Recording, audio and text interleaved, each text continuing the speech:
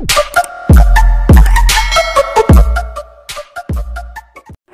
mga master! Welcome back again to our channel. Panibagong araw, panibagong kabanata na naman ang pagsumasumay natin ngayong araw na ito. At kung bago ka sa ating channel, pag-click ang subscribe button and hit the notification bell para updated kayo sa ating mga susunod na videos. So mga master, bago natin simulan ng ating kabanata ngayong araw na ito, huwag po sana natin skip yung ads mga master, no, dahil malaking bagay na po yan sa ating munting channel. So simulan na natin kabanata ngayong araw na ito. Let's go! Kabanata 171 hanggang 210. Kabanata 171. Ang House of Royals ay isang lubhang natagpuang lugar sa Kensington. Gayunpaman, kahit na ang napakayaman ay hindi pinahintulutang bumisita sa House of Royals. Maraming bigwig ang na-curious kung ano ang hitsura ng House of Royals matapos makatanggap ng imbitasyon mula kay Lex. Gumamit si Lex ng malaking halaga para i-host ang event na ito. Sa una, mayroon siyang budget na 30 milyon, pagkatapos ay nagdagdag ng karagdagang 50 milyon. Sa kabuuan, ang buong kaganapan ay sa kanila ng 80 milyong dolyar. Sa labas ng House of Royals, may open space. Sa lugar na ito, isang entablado ang itinayo kung saan kumakanta ang isang artista sa nilalaman ng kanyang puso. Magmumukhang Christmas event kung may dumaan na hindi alam ang nangyayari. Ang sala sa House of Royals ay libu-libong metro kwadrado. Nakasuot ng pulang suit si Lex at buong pagmamalaki at may kumpiyansa na hinawakan ang kanyang dragon cane. Ang lahat ng iba pang mga kalahan ay masigla at napakasigla. Nagpakita si Thea sa isang napakagandang damit at naging sentro ng atensyon.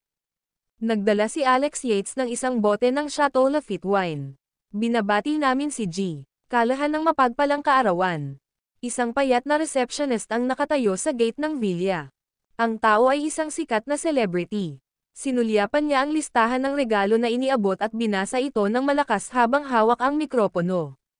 Umalangaw-ngaw ang boses niya sa villa, at maraming tao sa villa ang napalingon sa pinto. Nakita nila si Alex na nakasuot ng maayos na suit habang nakangiti itong humakbang pasulong. Mr. Kalahan. Mr. Yates. Personal na lumapit si Lex para batiin siya. Ngumiti siya ng malapad at sinabing, Mr. Yates, isang karangalan na ang presensya mo ngayon. Hindi mo na kailangang magdala ng regalo. Haha, hindi naman masyado. Ngumiti si Alex at inilibot ang tingin sa buong kwarto. Hindi niya nakita si James pero nakita niyang mag-isa si Thea. Hindi niya ito iniisip. Hindi siya comfortable sa paligid ni James. Dumating si Charles Bertrand, ang chairman ng Abundant Pharmaceuticals, at ipinakita ang orihinal na pagpipinta ni Leonardo da Vinci. Dumating si Brian Grayson, ang chairman ng Gourmand, at nagbigay ng jade ring. Si Unifroin Longevity Pharmaceuticals ay nagpadala ng 10 kahon ng Pande Dung Tea. Ang mga bigwig ay nagsimulang magpakita ng isa-isa. Ang mga taong ito ay ang pinakakilalang mga tao sa Kensington at napaka-impluwensyal. Dumating na ang henyong doktor na si Jay Fallon. Nagharap siya ng hindi mabilang na mga pandagdag sa kalusugan. Hangad ko kay G. Kalahan ang lahat ng kalusugan at kaligayahan sa mundo. Tumunog ang anunsyo, at isang matandang lalaki ang pumasok sa loob kasama ang isang magandang babae. Sa pagkakataong ito, inimbitahan ni Lex ang lahat ng makakaya niya sa party. Hindi niya inasahan na magkakaroon ng ganoong kalaking impluwensya para sa napakaraming prominenteng figure na magpapakita. Ngumiti siya ng malapad. Bilang karagdagan sa lahat ng mga sikat na figure sa Kensington, mayroon ding maraming malalaking shot na may mga asset na 10 hanggang 100 milyon. Naiinggit ang lahat habang pinapanood ang hindi mabilang na mga bigwig na naglalakad sa pintuan. Talagang kahanga-hanga si Lex na dumalo kahit ang henyong doktor, si Jay, sa kanyang birthday party. Oo, naguguluhan na ako. Paanong biglang bumangon ang isang pinuno ng pangalawang klaseng pamilya? Si Alex, Yuna, Charles, Jay, at Brian ang mga nagtanong sa ilog. Ngayon lahat sila ay dumadalo sa kaarawan ni Lex. Dumating na si Gavin, isang kinatawan ng Kensington ng 5 Provinces Business Alliance. Nagharap siya ng $888, 18 sikat na painting, 38 antik, 88 gramo ng ginto, at isang villa sa Goodview Villa District. Isang nakakatuwang boses ang narinig sa mga speaker sa sala ng House of Royal. Napabuntong hininga ang lahat nang tumunog ang anunsyo sa mga speaker. Ito ay isang napakagandang regalo. Kailan nasangkot ang mga kalahan sa 5 Provinces Business Alliance? Maging ang Grade 4 na nag-apply para sumali sa 5 Provinces Business Alliance ay tinanggihan. Ngayon, dumating si Gavin mula sa 5 Province Business Alliance para personal na ipagdiwang ang kaarawan ni Lex at naghanda pa siya ng napakagandang regalo. Natigilan ang lahat, hindi nila naiintindihan ang nangyayari.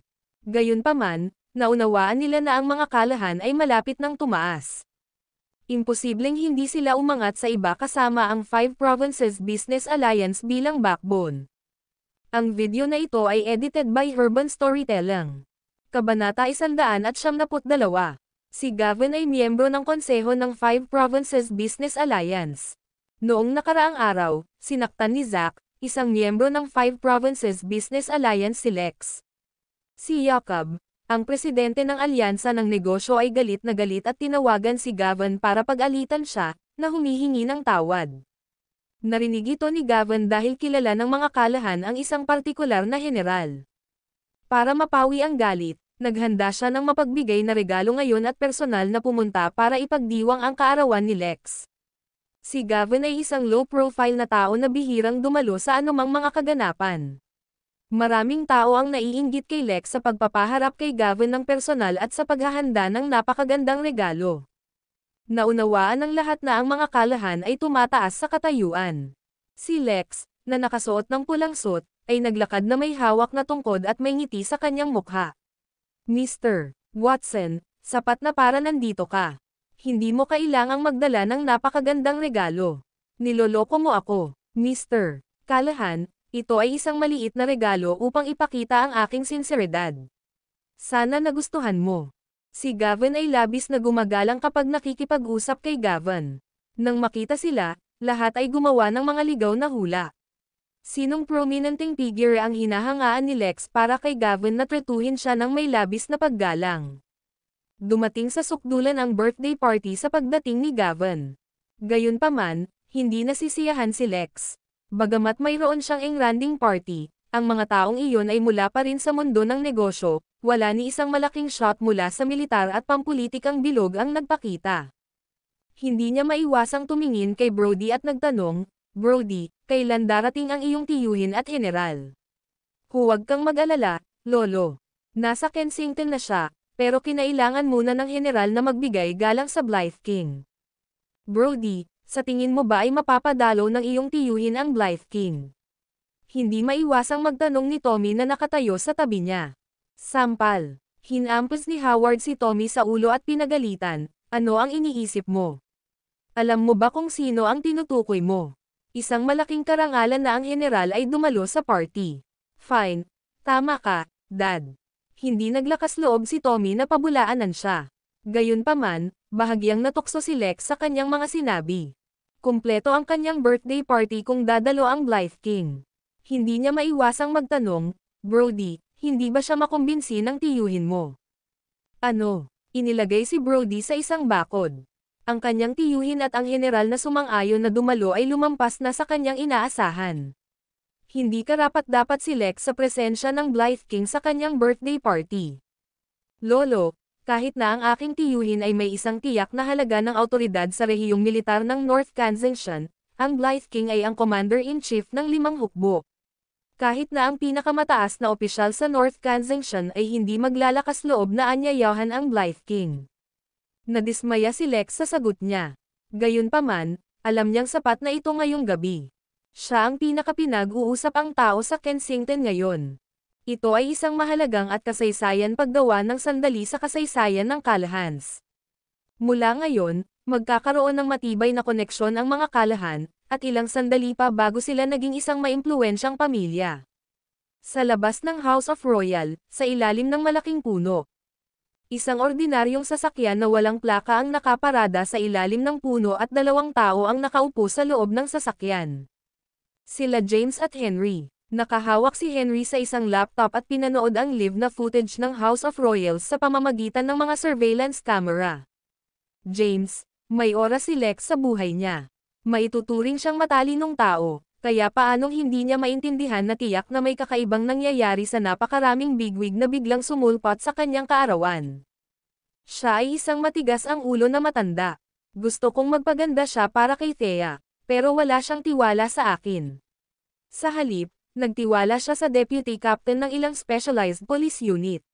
May magandang palabas mamaya, walang pakialam na sagot ni James habang nakasandal sa upuan at humihit-hit ng sigarilyo. Kinokontrol ni Henry ang surveillance camera at itinoon ito kay Thea. Inabot niya kay James ang laptop. James, nandyan si Thea. Agad namang interesado si James at kinuha ang laptop para makita si Thea sa pamamagitan ng surveillance footage.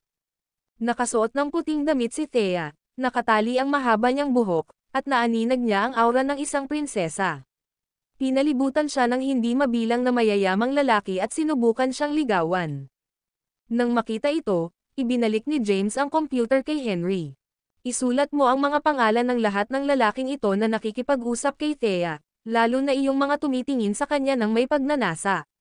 Isulat mo silang lahat, at haharapin ko sila mamaya.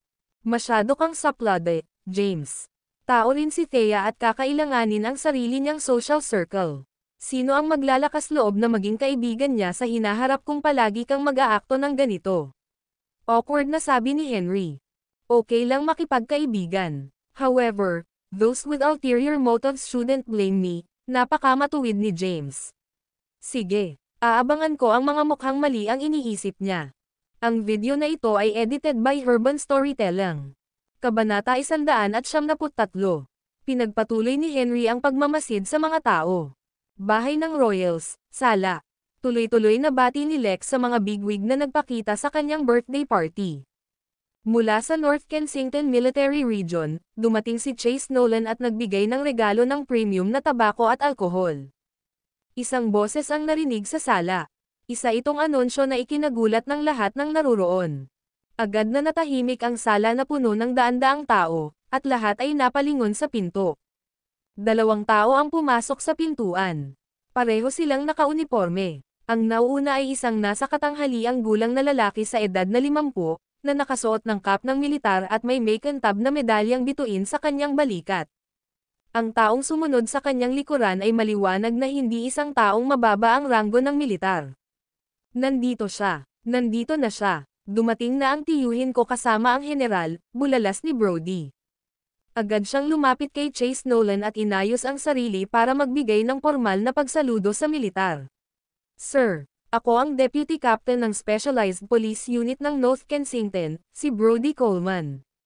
Sige, bahagyang tumanggaw si Chase at kinilala siya. Tinapik ng lalaking nasa likuran niya si Brody at nakangiting sinabi, "Not bad, young man. Nagbigay ka ng pabor sa mga kalahan at ipinagmamalaki kaming mga Coleman. Mayroon kang magandang kinabukasan." Natarante si Brody. Curry favor sa mga kalahans.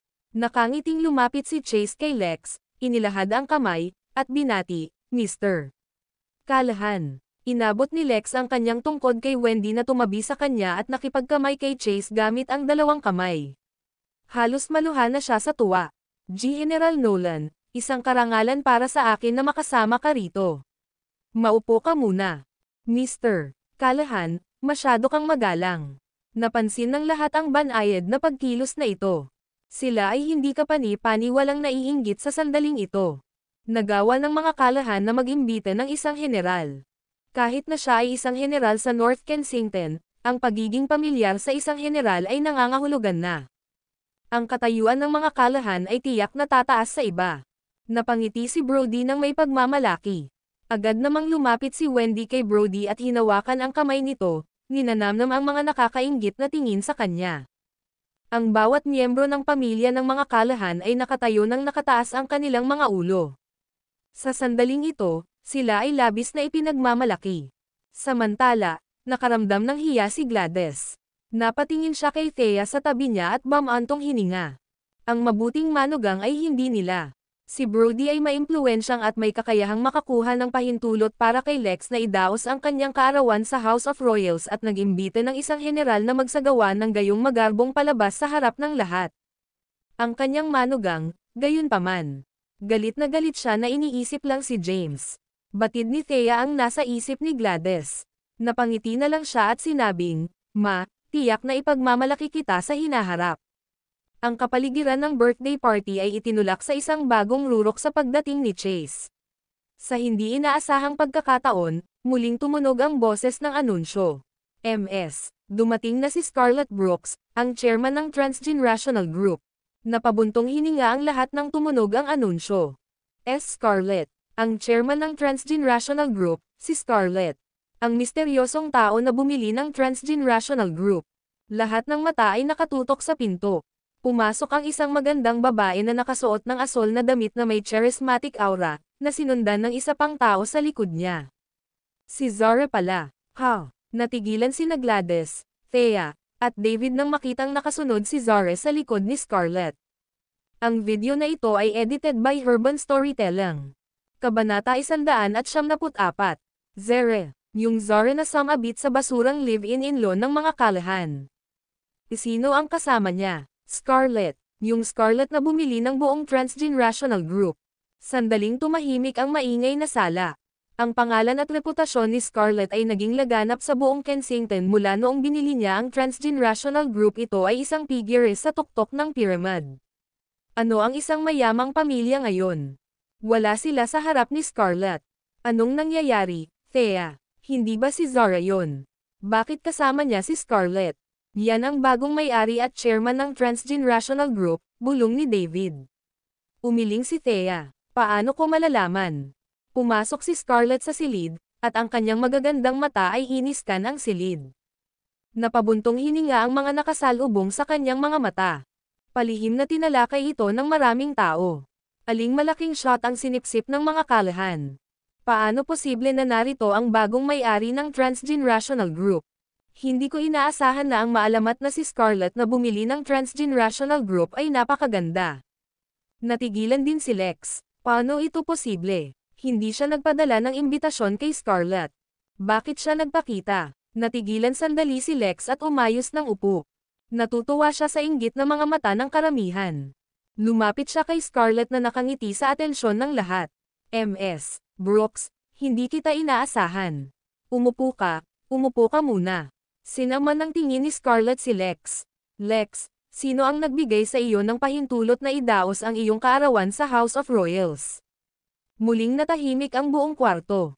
Anong nangyari kanina? Mukhang wala siya rito para ipagdiwang ang kanyang kaarawan.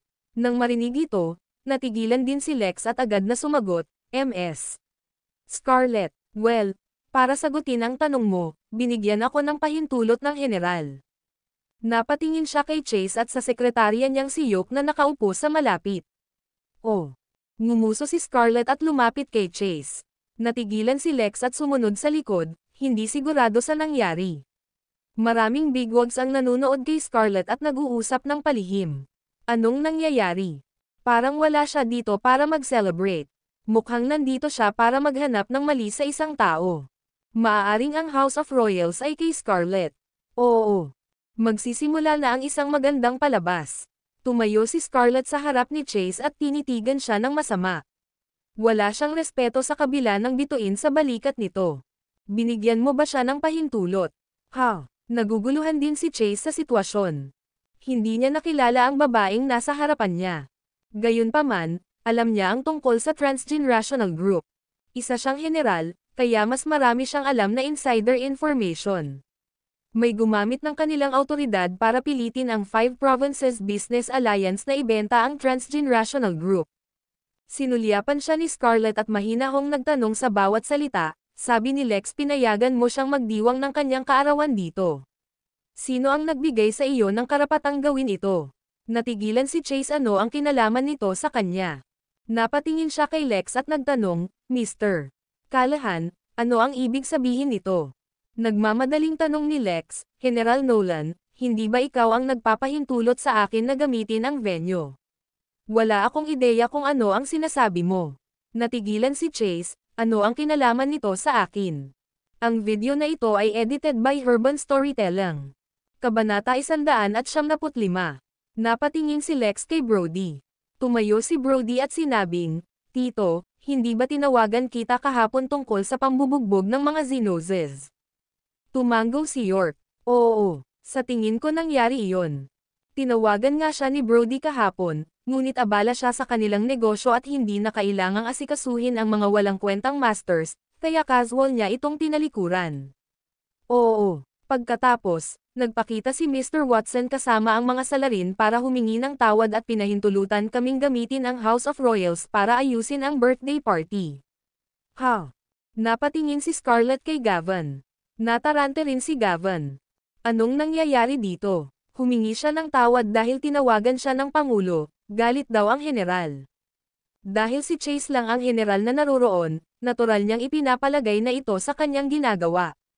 Nagkamali ba ako? Nagdilim ang mukha ni Scarlett, at pinandilatan niya ang mga matingkad na dekorasyon sa paligid ng House of Royals. Napasulyap siya kay Lex at binigkas ang bawat salita, ay trato ko na parang nirentahan mo ang lugar na ito sa akin, Lex. Ito ay para ng 30 bilyon sa isang araw. Personal kong bibisitahin ang mga kalahan para mangolekta ng pera. Tumalikod si Scarlett at umalis pagkatapos niyang magsalita. Sumunod naman si Zara sa likod ni Scarlett nang walang sinasabi. Ang mga paa ni Lex ay naging goma, at nahulog siya sa sahig. Agad namang sumugod ang mga kalahan para alalayan siya. Sa labas ng House of Royals, pinanood ni James ang eksena sa pamamagitan ng surveillance footage at hindi napigilan ang kanyang pagtawa. Napaka-talented nitong si Scarlett sa pag-arte. Sayang naman kung hindi siya artista. Hindi na kay Mick si Henry. Napakaraming drama ang naidulot ng mag-asawang ito dahil sa konting hindi pagkakaunawaan sa pagitan nila. Bahay ng Royals. Final alliance si Lex sa pagkakatayo. MMS Scarlett, ano ang ibig sabihin nito? Nagmamadaling tinawag ni Lex si Scarlett na paalis na. Huminto siya at lumingon at nakita niya si Lex na pawis na pawis.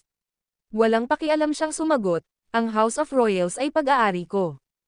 How dare you ask me what's the meaning of this when you're nagdaraos ng hindi awtorisadong kaarawan sa aking villa. Dahil naunahan mo na ito, hahayaan ko itong dumausdes at itinuring ito bilang pag-upa sa lugar sa iyo. Sinabi ko na sa iyo na 30 bilyon kada araw. Nawalan ng malay si Lex matapos marinig ang numero. Buti na lang at dali-dali siyang ainal-alayan ng mga kolasyan. Kung hindi, muli siyang bumagsak sa sahig, lolo. Mabilis na niyugyog ng mga kalahan si Lex. Nagkamalay si Lex at sinulyapan si Brody na may pag-asa sa mukha. Brody, may sasabihin ka. Hindi ba ikaw ang nag-ayos nito? Ako. Natarante rin si Brody at ibinaling ang tingin kay York. Tito, hindi ba ikaw ang humingi ng pahintulot kay General Nolan? Mariing tanggi ni Chase. Ano ang kinalaman nito sa akin? Tito, inimbitahan kita sa party, at pumayag kang sumama sa general, tama ba? Nag-aalalang tanong ni Brody. And-invite mo ako. Nagdilim ang mukha ni York, at sumagot siya, nakatanggap ako ng utos mula sa itaas na pumunta rito at ipakita ang aking mukha. Ano? Namutla ang mukha ni Brody nang marinig ang sagot niya. Samantala, pinanood sila ng mga big shots mula sa Kensington, curious kung ano ang susunod na mangyayari. Ang joyous birthday party ay naging isang nakakahiyang sitwasyon. Ang nakapagtataka sa lahat ay kung paano nakapasok ang mga kalahan sa House of Royals nang walang pahintulot mula kay Scarlett. Zara, anong nangyayari? Tumayo si Gladys at tinanong si Zara, na nakatayo sa tabi ni Scarlett. MS, pagmamayari ni Brooks ang House of Royals. Hindi ka humingi ng pahintulot sa kanya at nag-organisa ng isang kaganapan sa kanyang villa. Siyempre si MS Brooks ang hihingi ng kabayaran. Mas mabuting maging handa kayong magbayad. Hindi naman 30 bilyong dolyar lang, hindi naman kailangan ni MS Brooks ang pera, pero tiyak na kailangan niyang linisin ang House of Royals pagkatapos mong matanggap ito, tama ba? Sumulyap si Lex kay Gladys at tinanong si Gladys, kilala mo ba siya? Siya ang aking pamangkin, sabi ni Gladys. Nang marinig ito, hinawakan ni Lex si Gladys na para bang siya ang kanyang life-saving straw. Aniya, Gladys, kailangan mo akong tulungan sa pagkakataong ito. Paano magkakaroon ng 30 bilyon ang mga kalahan? Napatingin si Gladys kay Zara at nagtanong, ano ang relasyon mo kay MS Brooks, Zara? MS, kinilala ni Brooks ang aking mga talento at kinuha ako upang magtrabaho sa Transgenerational Group. Wala talaga akong magawa para tumulong. Lahat ng miyembro ng kalahan ay sumugod at sumigaw, "Lolo, masama ito." May hukbo sa labas. Nandito na ang Blythe King. Hindi nagtagal, pumasok sa venue ang isang lalaking nakasuot ng uniforme ng militar na may 5 bituin sa kanyang balikat. Lumapit siya kay Scarlett at tumango. Pagkatapos, tumingin siya kay Yoke, na nakatayo sa tabi, at nagutos, ikulong si Yoke at ipadala siya sa hukuman ng militar. Paparusahan siya ayon sa batas. Halos mahimatay si Yoke matapos marinig ang utos. Ang video na ito ay edited by Urban Storytelling. Kabanata 176. Ang sekretarya ng general na si Yoke ay halos mahimatay sa takot matapos marinig ang utos ng Blythe King. Gayunpaman, ang pagkahimatay ay hindi makakatulong sa kanya na maiwasan ang kanyang kapalaran. Upang makaakyat ng napakataas sa mga ranggo, tiyak na kailangan niyang gumamit ng ilang maruruming pamamaraan. Ang mga bagay na ginawa niya ay tiyak na matutuklasan kung sila ay nagpatakbo ng isang masusing pagsisiyasat sa kanya. Daan-daang tao ang nagtipon sa malaking sala ng House of Royals, ngunit walang nang ahas na magsalita. Labis na tense ang kapaligiran. Stomp, stomp, stomp. 2 malaking leather na sapatos ang nadikit sa lupa na may malalakas na kalabog. Lumapit ang 2 sundalong kumpleto sa sandata at inalis ang walang malay na Yoke.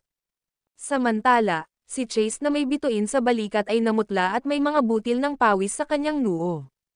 Ito, anong nangyayari? Naguguluhan si Chase sa buong sitwasyon. Ang unang taong binisita niya sa Kensington ay ang Blythe King. Maayos ang lahat noon, ngunit ngayon ay nagpakita na ang Blythe King sa House of Royals. Tumingin ang Blythe King kay Brody. Sinalubong ni Brody ang kanyang mga mata at nanghina sa kanyang mga tuhod, halos agad na bumagsak sa sahig. Stomp, stomp, stomp. Lumakad ang Blythe King na nakasuot ng leather shoes. Ikaw ba ang Deputy Captain ng Specialized Police Unit sa North Kensington, Brody? Nanlamig si Brody sa sahig at puno ng pawis. Ang Blythe King ay naglabas ng isang ulat at inihagis ito sa sahig. Tingnan mo ang iyong sarili. Kinuha ito ni Brody at tiningnan. Agad na umikot ang mga mata niya at nawalan ng malay. Babe. Niyakap ni Wendy ang walang malay na si Brody. Pinulot ni Lex ang mga dokumento sa sahig dahil sa curiosity. Namutla agad ang mukha niya nang tingnan ito. Ito ay isang kumpletong listahan ng mga katiwalian ni Brody at ang mga iligal na gawain na kanyang ginawa mula noong siya ay na-promote sa posisyon. Ang lahat ay naitala ng detalyado, kabilang ang petsa na natanggap niya ang mga suhol o iba pang benepisyo. Dalhin mo siya. 2 ganap na armadong sundalo ang lumapit at pilit na kinaladkad si Brody, na tuluyang nahimatay matapos matanggap ang utos mula sa Blythe King. Napaluha si Wendy. Ang mga kalahan ay may takot na mga ekspresyon at nagulat lamang sila sa isa't isa. Anong ginagawa niyo pa dito? Gusto ba ninyong lahat na makulong? Lumabas ka. Ang Blythe King ay umungal, at ang kanyang boses ay umalangaw-ngaw sa buong villa. Kumukulo siya sa galit. Palagi siyang nanggugulo ni James.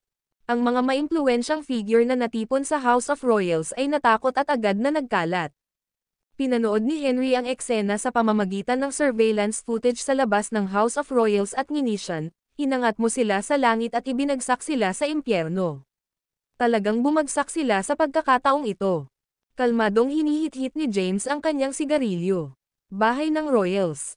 Umalis na sa eksena ang mga dumalo sa kaarawan ni Lex at iniwan pa ang mga Reg Along dala nila para kay Lex. Inakala ng lahat na ito ay isang bagong simula para sa mga kalahan. Walang inaasahan ang gayong pagliko ng mga pangyayari. Ang Blythe King ay tumalikod at umalis pagkatapos makumplito ang kahilingan ni James.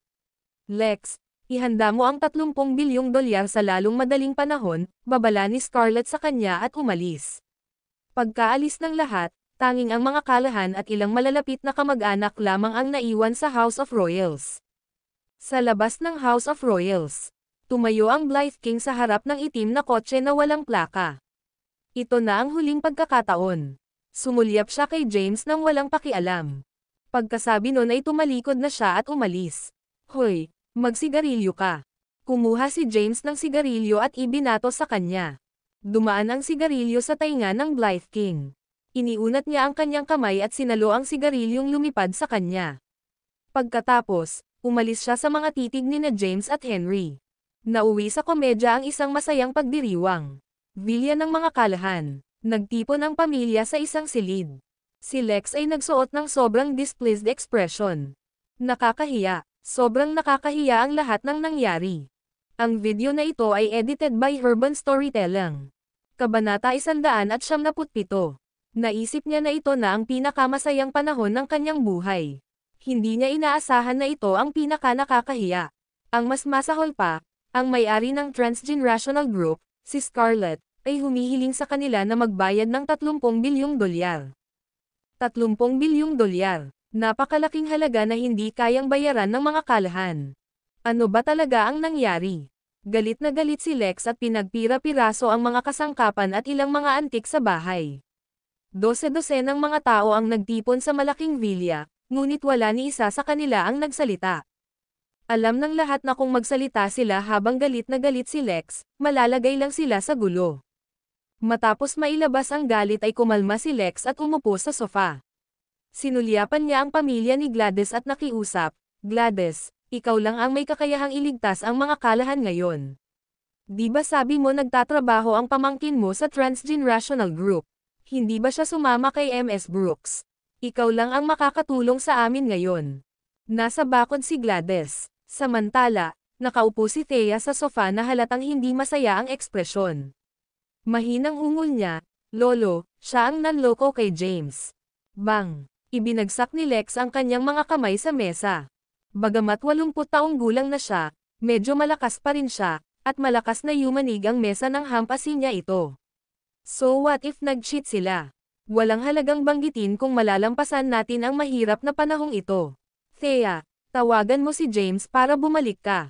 Hindi ba niloloko niya si Zara? Pabalaykan mo siya at tulungan tayo. Lolo, halos maiyak si Thea dahil sa nakaka-suffocating pressure. Napipilitan siyang tawagan si James para maiwasan ang pagbabayad ng 30 bilyong dolyar. Lolo, ikaw ang nagpatalsik sa kanya sa pamilya. Ikaw dapat ang tatawag sa kanya. Hindi naman ako walang hiya para pagsikapan ito. Thea, hindi ka dapat nagmatigas ng ulo. Pinag-uusapan natin ang chairman ng Transgenerational Group. Obvious naman na may kakaibang relasyon sa kanya ang Blythe King. She's a really influential person na hindi natin kayang masaktan. Hindi man lang tayo makakaskop ng 1 bilyong dolyar, kaya paano tayo makakakuha ng 30 bilyon? Ang kasalukuyang Lex ay wala ng kaakit-akit na hitsura sa kanyang mukha. Parang nawalan siya ng lakas, at namutla ang mukha niya. Nakikiusap si Lolo. May gustong sabihin si Thea pero tumigil. Thea, baka hilingin mo kay James na bumalik. Kinumbinsi din siya ni Gladys. Sumulyap si Howard kay Thea at sinabing, "Thea, ikaw ang executive chairman ng negosyo ng pamilya ng Calahans at may hawak na 50% ng shares. Hindi mo dapat maging makasarili na unahin ang iyong mga emosyon habang ang ating pamilya ay nasa napakadesperadong sitwasyon." Oo, Thea. Ikaw lang ang pag-asa namin ngayon. Ang panloloko sa ibang babae ay hindi seryoso. Tama na. Si Zara ay nagtatrabaho ngayon para kay MS Brooks. Siya ang epitome ng kayamanan. Makaka-jackpot ang mga kalahan kung mapagan natin ang relasyon at pabor kay Zara. Nagpalit-palit ang mga kapamilya para kumbansihin si Thea. Bilasan mo, Thea. Tawagan si James at hilingin sa kanya na bumalik. Ang mamahaling sasakyan at bahay ko ay nakadepende sa kanya ngayon. Nag-aalala si David. Malapit na silang mamuhay ng pambihirang buhay, at ayaw niyang malugi ang mga kalahan dahil nasaktan nila si Scarlett.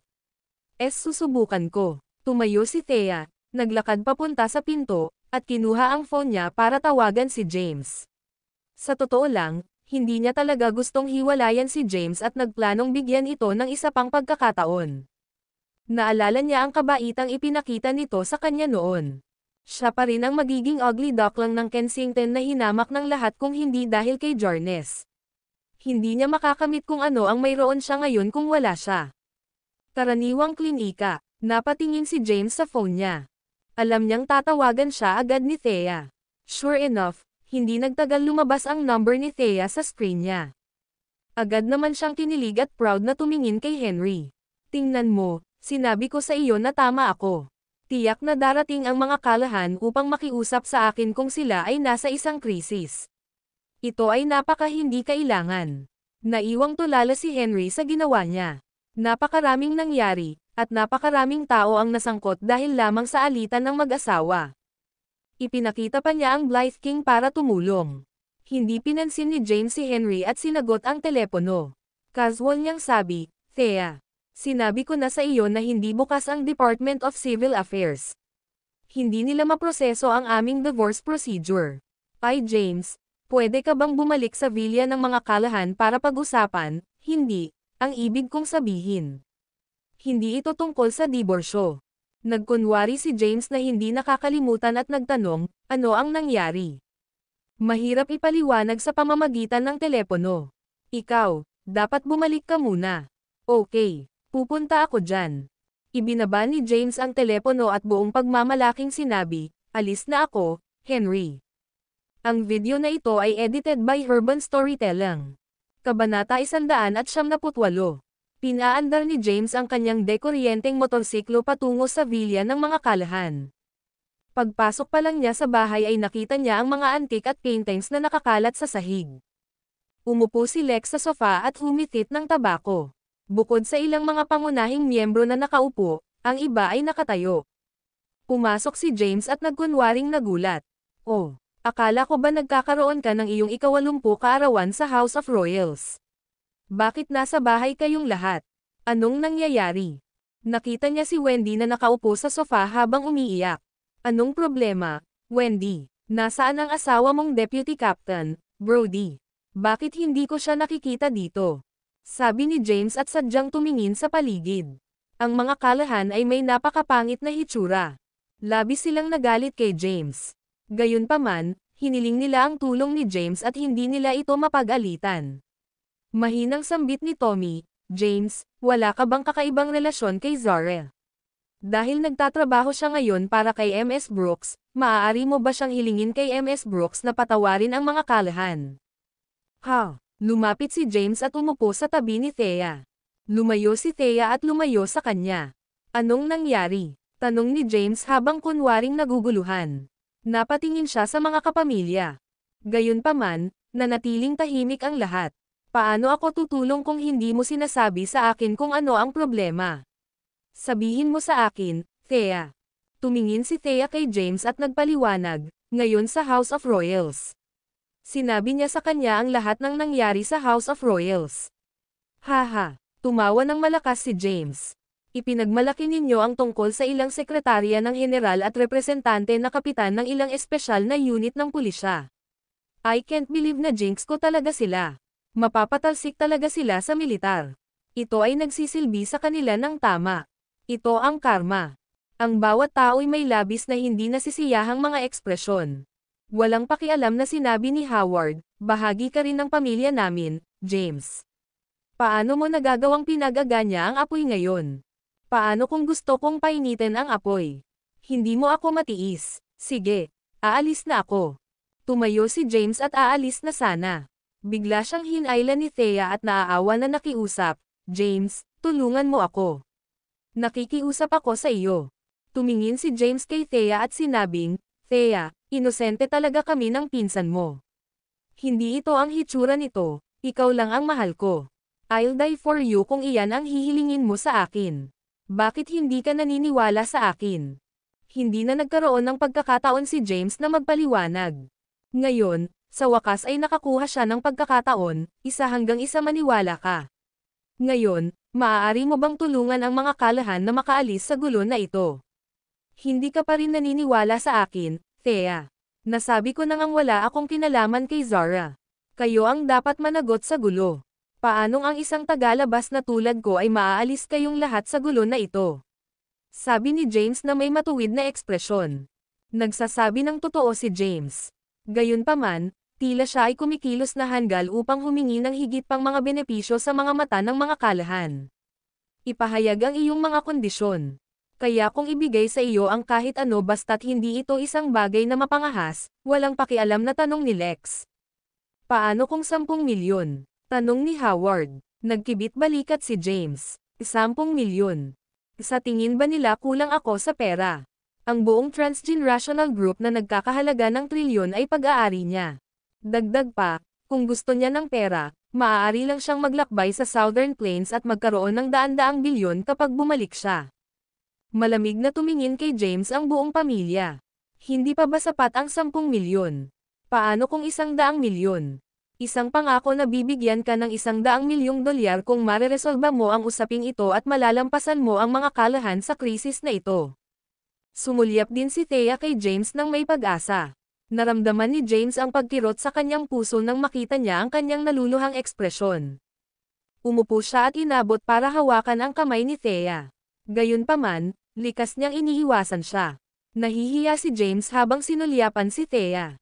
Aniya, Thea, hindi ka pa rin naniniwala sa akin. Ang buong pamilya mo ay hindi naniniwala sa akin.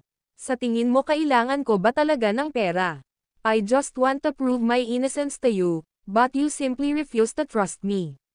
Hindi mangyayari ang gulo na ito kung nagtiwala lang kayo sa akin. Ang gusto mong sabihin ay naghihirap ang mga kalahan dahil hindi kami naniwala sa iyo. Ikaw ba ang may pananagutan dito?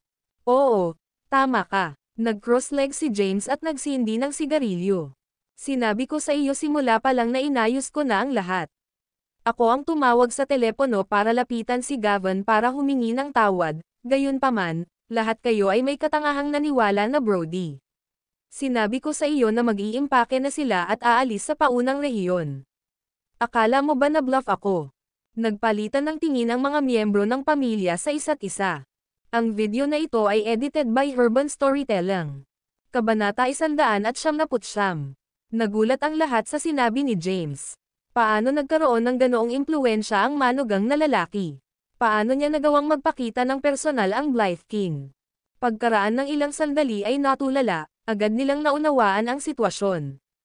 Ginamit ni James ang pagkakataon para umarte na parang makapangyarihan talaga siya pagkatapos ng insidente. Sino sa Kensington ang may kakayahang magpakita ng personal na hari ng Blythe? Huminga ng malalim si Lex at sinabing, James, ano man ang nangyari, bahagi ka ng mga kalahan ngayon.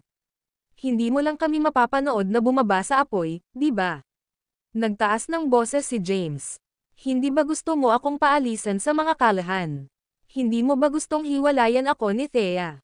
Hindi na. Panipi, hindi kayo maghihiwalay. Parte ka pa rin ng pamilya namin. Ang mga miyembro ng pamilya ay nagsimulang subukan at hikayatin si James. Thea, anong sabi mo? Napatingin si Lex kay Thea at nagtanong. Saglit na nag-isip si Thea at sinabing, basta kaya mo pang lutisin ang kasalukuyang krisis ng mga kalahan, bibigyan kita ng isa pang pagkakataon. Napatingin si James kay Gladys, ano sa tingin mo, Moin? Agad na sabi ni Gladys, wala nang divorce. Hindi na natin pag-usapan ang tungkol sa diborsyo. Hindi ko patatawarin ang sino mang maglakas loob na magsalita tungkol sa diborsyo sa hinaharap. Sobrang nasiyahan si James. Walang mangyayari kung nakinig sila sa kanya simula pa lang. Sinulyapan niya si Thea at nagturo, tawagan mo si Zore, Thea. Ako. Natigilan si Thea. Siyempre, dapat ikaw. Pinsan mo siya, at hindi mo siya naintindihan. Ang pinakamaliit na magagawa mo ay personal na humingi ng tawad sa kanya. Maaaring sumang-ayon siyang tumulong sa pagsusumamo kay MS Brooks kung hihingi ka ng tawad. Alam na ninyo na siya ang taong nagtatrabaho kay MS Brooks ngayon. Si MS Brooks ang may-ari ng Transgenerational Group. Ano ang 30 billion sa kanya? Napaisip si Thea saglit. Maaaring hindi ko talaga maintindihan sina James at Zore. Mukhang makatwiran. Isang araw pa lang silang nagkikita. Paano sila makakabit sa isa't isa ng napakabilis? Panipi tandang padamdam. Susubukan ko. Kinuha niya ang phone niya at tinawagan si Zora. Zora. Ako ito, Thea. Oh, Thea. Medyo busy ako. May maitutulong ba ako sa iyo? Mali ko kayo ni James, at kinikilala namin ang aming pagkakamali. Magpapabook kami ng table sa Gourmand para humingi ng paumanhin sa iyo ng personal. Nasabi ko na sa iyo Thea. Walang namamagitan sa amin ni James. Tao ba talaga akong walang kahihiyan? Boses ni Zara ang narinig sa telepono. Ako, naniniwala ako sa iyo. Isa pang bagay, maaari mo bang imbitahan si MS Brooks na pumunta din? Ang nangyari ngayon ay kasalanan namin, at gusto naming humingi ng tawad sa kanya ng personal. Ganun ba? Susubukan kong tanungin siya tungkol dito. Si MS Brooks ay may napakasikip na schedule at napakaabala. Hindi ako sigurado kung makakapagbigay siya ng oras. Salamat. Maraming salamat. Tatawag ako ulit mamaya. Binaba ni Zara ang telepono. Nakahinga ng maluwag ang mga kalahan nang marinig ang usapan sa telepono. Mula sa kanilang pananaw, malulutas ang usapin hanggat tumulong si Zara na ayusin ito dahil si Scarlett ay hindi kulang sa pera, at 30 bilyon ay maluwag na sukli sa kanya. Talagang pinahahalagahan kita, Thea. Sa wakas ay sumili ang ngiti sa mukha ni Lex. Napataas ang kilay ni Gladys at proud na sinabi, si Zara ay taga-bundok. Nagtatrabaho pa siya sa Transgenerational Group. Sa isang salita mula sa kanya, ang mga kalahan ay madaling makapasok sa komersyal na lungsod. Tama ka, Gladys. May utang tayong lahat kay Zara. Sinubukan ng buong pamilya na purihin at pasayahin si Gladys. Walang pakialam na sabi ni James, huwag kang masyadong mag-celebrate. Nag-organize kayo ng birthday party sa House of Royals nang walang pahintulot. Malamang galit na galit si MS Brooks, at hindi magiging madali ang paghingi ng kanyang kapatawaran. Sinulyapan ni Thea si James pagkatapos niyang ilabas ang House of Royals. Kay Scarlett ba ang House of Royals? Oh, dapat lang. Kung gayon, paano mo ako nadala sa House of Royals sa loob ng 10 araw? Anong relasyon niyo ni Scarlett? Inayos mo ba na magtrabaho si Zara sa Transgenerational Group? Ang video na ito ay edited by Urban Storytelling. Kabanata 200. Oo, hindi ito itinanggi ni James at ipinagmalaki. Ang bahay ng royal ni Scarlett ay pag-aari ko, at maaari akong pumunta kung gusto ko. Inayos ko rin na magtrabaho si Zara sa Transgenerational Group. Makikinig si Scarlett sa lahat ng sasabihin ko. Inilibot ni Thea ang kanyang mga mata. Medyo nambobola ka namin, at nagpapatuloy ka sa paggawa ng mas nakakatakot na kasinungalingan. Sinulyapan siya ng mga kalahan ng masama. Ang kanyang mga kasinungalingan ay mapangahas. Sa iyong mga salita, ibig sabihin ay asawa mo si Scarlett, at inimbitahan mo ang Blythe King sa House of Royals ngayon. Malamig na sabi ni Tommy. Napatingin si James kay Tommy. Oo naman. Anong sinungaling? Ngumuso si Tommy. Napatingin sa kanya ang ibang miyembro ng pamilya. Ngayon ay hindi na nila kailangan na paboran si James dahil hindi naman siya nakalutas sa krisis ng pamilya.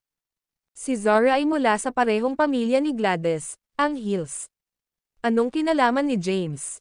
Sinabi ni James ang totoo. Ang mga kalahan ay hindi naniwala sa kanya, at wala siyang magagawa tungkol dito. Hindi naman sa ayaw nilang maniwala sa kanya. Ito ay na siya ay walang anumang bagay upang suportahan ang kanyang mga salita.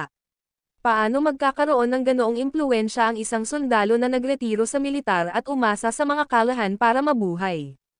Ang mga kalahan ay tumama sa jackpot at mabilis na umunlad kung siya ay talagang napakalakas.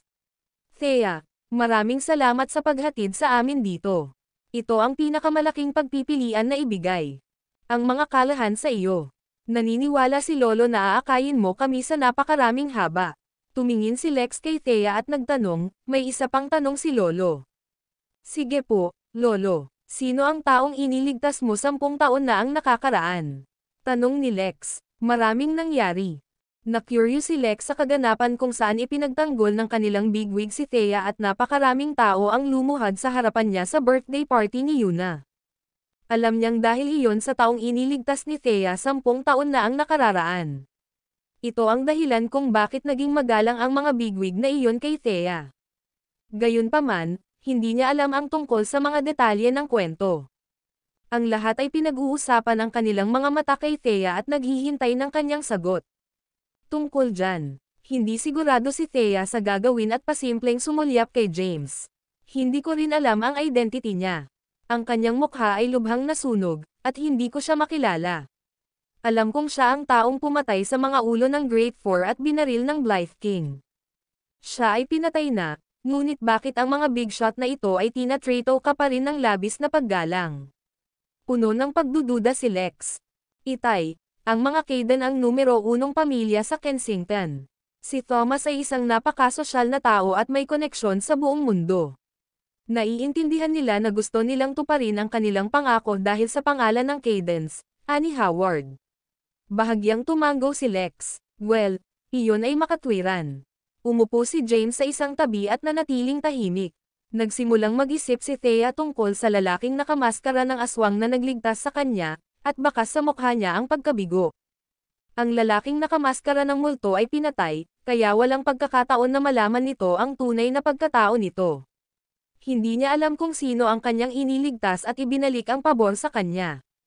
Maya-maya, tumawag ulit si Zara. Thea, pumayag si MS Brooks na sumama sa amin. Ito ay nasa Gourmand, tama ba? Anong oras na? Nagtagal si MS Brooks para makipagkita sa iyo, kaya't huwag mangyaring siyang paghintayin. Kung hindi, wala na rin akong magagawa para sa mga kalahan. Tuwang-tuwa si Thea at sumagot, 6 in the evening sa Diamond Room ng Gourmand. Sige, ipapaalam ko kay MS Brooks. Binaba ni Zara ang tawag. Nagliwanag ang mga mukha ng mga kalahan. Sa wakas natapos na ang kanilang krisis. Kumunat ang noo ni Lex. Thea, kakaunti lang ang Diamond Room sa Gourmand of Kensington. Sigurado ka bang makakakuha tayo ng reserbasyon? Bago pa makasagot si Thea ay naputol na ang usapan ng kanyang ina na si Gladys. She said smugly, "Aren't you guys aware of how capable Thea is?" Noong huling beses kaming kumain sa Gourmand, personal na niregaluhan ni Mr. Grayson si Thea ng isang membership card na diamante. Siya ay karapat-dapat para sa libreng pagkain bawat buwan at 3% na bawas sa bawat iba pang pagkain. Seryoso, ang video na ito ay edited by Urban Storytelling. Kabanata 201. Hindi pwede. Ganun na ba ka-impluwensya si Thea ngayon? Kahit na ang mga Kayden ay isang makapangyarihang pamilya, sila ngayon ay wala na. Bakit sila mag-i-effort na magpabor kay Thea? Sa aking opinyon, si Grayson mula sa Gourmand ay malamang na nagkaroon ng interes sa kanya. Nang marinig iyon ay namula ang mukha ni Thea. Pinabulaanan niya ang pag-iisip, di huwag kang magbulalas ng katarantaduhan. Thea, si Brian Grayson ay bahagi ng pamilyang Grayson mula sa kapital. Buti na lang may gusto siya sa'yo. Sa aking palagay, dapat mong hiwalayan si James. Ang basurang iyon ay linto lamang sa mga kalahan. Kahit na wala siyang kakayahan, ipinagmamalaki niya ang walang tigil. Ang mga kalahan, muli, ay sinubukang kumbansihin si Thea na hiwalayan si James. Galit na galit ang itsura ni James. Ngayong nawala na ang peklat, nakalimutan na nila ang sakit. Tsaka nandito pa yung peklat. Sinulyapan ni Thea si James at sinabing, napangasawa ko siya, kaya asawa niya ako. Maaaring nagkaroon kami ng ilang hindi pagkakaunawaan sa nakaraan, ngunit nalutas namin ang mga isyong iyon. Handa akong bigyan siya ng isa pang pagkakataon. Nakaramdam si James ng init sa kanyang dibdib nang marinig ang kanyang mga sinabi. Hindi niya napigil ang hawakan ang braso ni Thea. Darling, ikaw ang pinakamahusay. Sige, ngayon na. Tumayo si Lex. Dahil nakapagpa-reserve na si Thea sa Gourmand's Diamond Room, pumunta na tayo at ihanda ang ating mga regalo. Kailangan nating humingi ng tawad kay MS Brooks sa pagkakataong ito. Pumunta si Thea at nagpareserba para sa isang Diamond Room. Maya-maya, tanghali na. Nais ni James na sumali sa kapistahan. Pagkatapos ng lahat, ang Gourmand ay ang pinakamarangyang restaurant sa Kensington, at ang kalidad ng cuisine nito ay first class. Gayunpaman, ang mga kalahan ay laban dito. Nag-aalala sila na baka madulas ang dila ni James at hindi sinasadyang masaktan si Scarlett. Kung tutuusin, hilig niyang magyabang ng walang tigil. Dahil dito, walang choice si James kundi sumunod.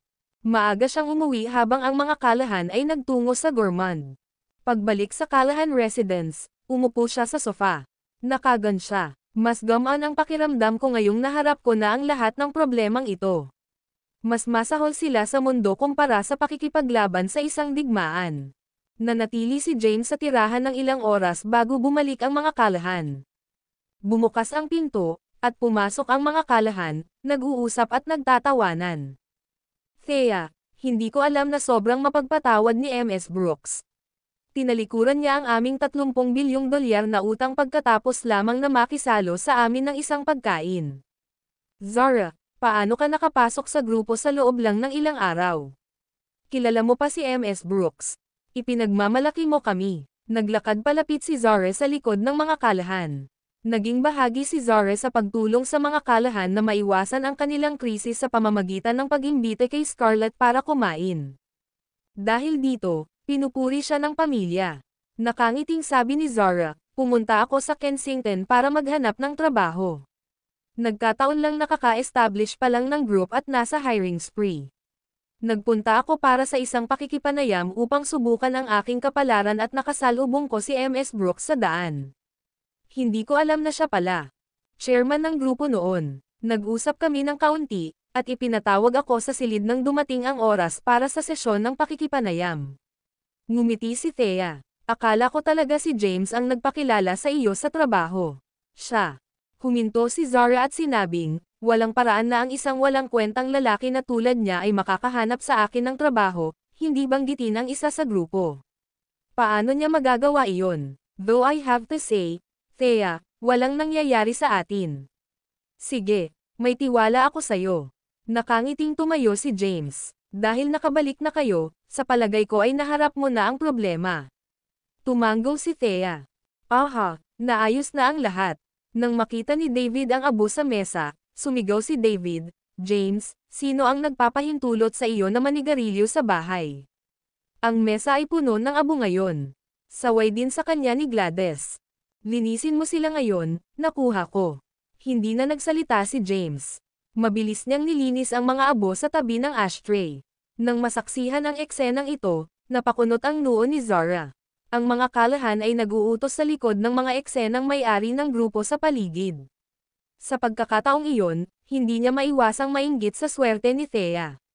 Gaano kaganda ang mangyayari kung siya ang magliligtas kay James 10 taon na ang nakararaan. Ang video na ito ay edited by Urban Storytelling. Kabanata 202. Nag-organisa si Lex ng birthday banquet sa House of Royals. Ito ay para sa pinakamakapangyarihan at maimpluwensyang mga tao at sa makatuwid, ay dapat na maging isang malaking sensasyon sa Kensington. Ang ilan ay pumunta upang makita si Thea, ngunit karamihan ay naroon para sa House of Royals. Ang House of Royals ay hindi ordinaryong lugar. Dahil ang mga kalahan ay nakapag-organisa ng isang piging sa kaarawan doon, maaari lamang itong mga hulugan na kilala na nila ngayon ang ilang malaking pagkakataon. Walang inaasahan na magkakaroon ng false alarm. Ngayon, alam na ng lahat na nangyari ang lahat dahil sa isang manugang ng mga kalahan, na dating bise-kapitan ng puwersa ng pulisya ng North Kensington. Ang isang tao mula sa mga Caden ay nagtatrabaho bilang kalihim ng isang general ng rehiyong militar ng North Kensington, at dahil lamang sa kanyang mga koneksyon kaya ang mga kalahan ay nakapag-organisa ng isang piging sa House of Royals. Gayunpaman, nagkamali ang kalihim, na nakikita sa maling alarma sa piging ng mga kalahan. Dahil dito, muli silang ginawang katatawanan. Akala ko ay dumating na ang oras para sa mga kalahan, ngunit lumalabas na ito ay isang harapan lamang. Ngayon na sinaktan ng mga kalahan ang Blythe King at Scarlett Brooks, tapos para sa kanila. Kahit si Thea ay hindi makaligtas sa kanila. Bagamat nalutas na ang usapin, pinag-uusapan pa rin ito ng lahat. Samantala, walang magawa si James, kaya naging house husband siya ng mga kalahan. Si Thea naman ay abala sa mga gawain ng kumpanya. Sa isang kisap mata, lumipas ang ilang araw. Ngayon ay ang Mid-Autumn Festival, isang araw ng muling pagsasama-sama. Ang mga kalahan ay abala sa paghahanda para sa handaan. Ngayon din ang araw ng memorial ng mga Caden. Higit sa lahat, ngayon ang itinakdang deadline ni James para sa mga salarin ng kanyang nakaraan. Inutusan niya ang mga salarin mula 10 taon na ang nakararaan na lumuhad sa loob ng 10 araw at magpakamatay sa araw na ito. Gayunpaman, wala sa kanila ang ipinakita. Pagkatapos ay inilabas niya ang salita, na tinawag ang mga salarin na magtipon sa sementeryo ng mga Caden upang ayusin ang alitan. Umaga-tanghali, nagising si James. Inaayos ang kanyang kurbata, pinaalalahanan siya ni Thea. Ngayon ang Mid-Autumn Festival, isang araw ng reunion. Panoorin ang iyong mga salita sa piging ng pamilya. Hindi kita matutulungan kung magagalit ka kay Lolo. Darling, hindi ako komportable sa pagsusuot ng suit na ito, sabi ni James. Baka hindi na ako pumunta. Kung pupunta ako, ipapahiya lang kita sa harap ng lahat. Mananatili lang ako sa bahay at kakain ng instant noodles. Nagdilim ang mukha ni Thea. Anong kalokohan ang pinagsasabi mo? Ikaw ang asawa ko. Mid-Autumn Festival ngayon, at miyembro ka ng Callahan's. Paanong hindi ka makakapunta? Sa sandaling iyon, bumukas ang pinto. Pagpasok, narinig ni Gladys ang usapan nila. She immediately said, hindi ka naman ganoon ka-dense.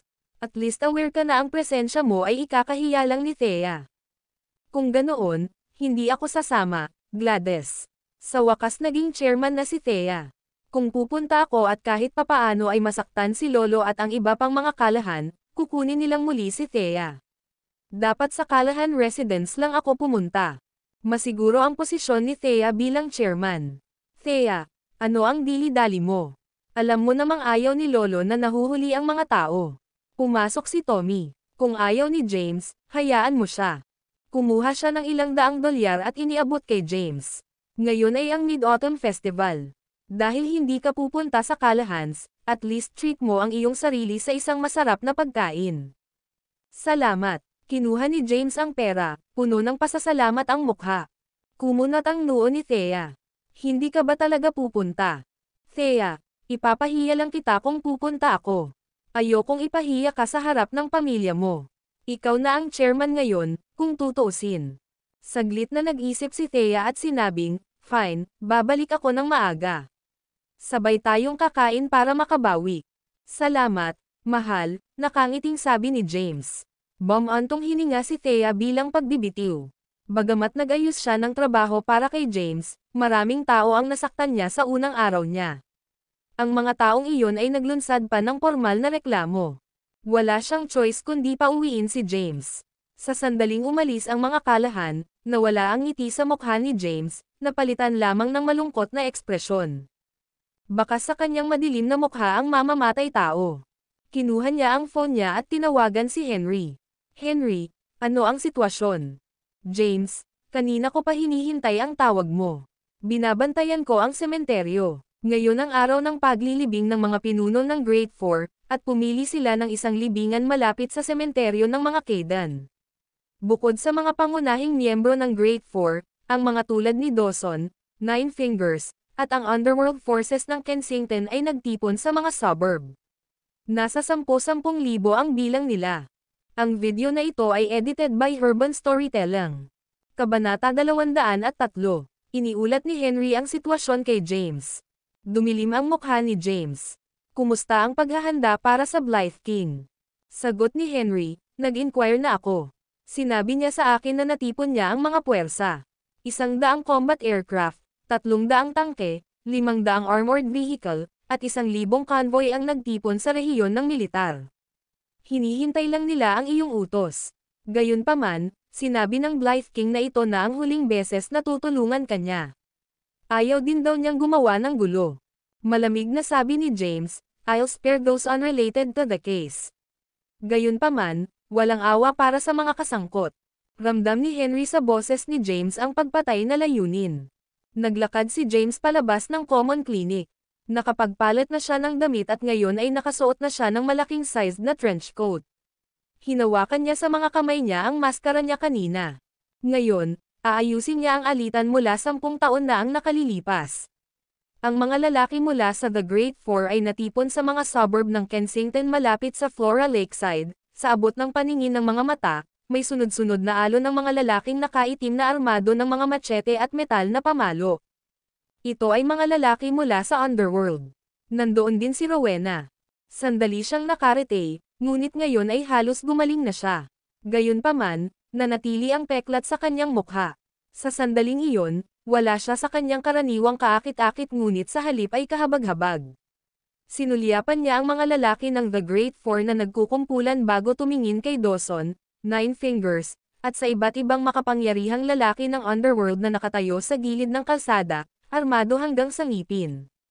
Hector, mapapahamak mo kaming lahat. Emph. Hector scoffed, 10,000 kaming nagtipon dito ngayon. Bakit tayo dapat matakot sa nalalabi lamang ng mga Kayden? Kahit na sila ay may lakas ng loob na magpakita, sila ay halos naglalakad sa kanilang sariling mga libingan. Sinabi ni Dawson na may walang pakialam na tingin, dito nasunog ang tirahan ng Kayden 10 taon na ang nakararaan. Makalipas ang 10 taon, at nasa iisang lugar na kami. Kung ang labi ng mga Kayden ay maglakas loob na magpakita, ito na ang katapusan nila. Agad na sumingit si Hector, hanggat nandito si Dawson, hindi siya maglalakas loob. Ang natitirang bahagi ng The Great Four ay emboldened. Tiningnan ni Melvin mula sa Frasier ang oras. 9:09 na ng umaga. Nagsalita siya, maghihintay kami hanggang tanghali upang ilibing ang aming mga ama. Tumanggaw naman si Kelvin from the Wilsons. Sumasang-ayon ako. Tanghali ang perpektong oras para sa libing. Pag-uulat, sa sandaling iyon, tumakbo ang isang lalaki na may tato na green dragon sa kanyang katawan at lumuhad sa sahig. Dawson, may paparating na sasakyan sa atin. May nakikita tayong dalawang lalaking nakamaskara sa loob. Haha. Tumanggaw si Dawson, kung maglakas loob silang pumunta, papasukin sila. Ang lugar na ito ang kanilang huling pahingahan. Mula sa malayo, nagmaneho si Henry papunta sa kanila. Sa pag-scan sa kanyang paligid, tanging mga lalaking armado ng mga machete ang kanyang nakikita. At mga pamalo ng metal.